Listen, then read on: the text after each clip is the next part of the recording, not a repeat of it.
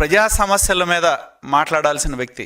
అధికారంలో ఉన్నప్పుడు సంఖ్యాబలాన్ని బట్టి పార్టీలు అధికారంలోకి వస్తాయి.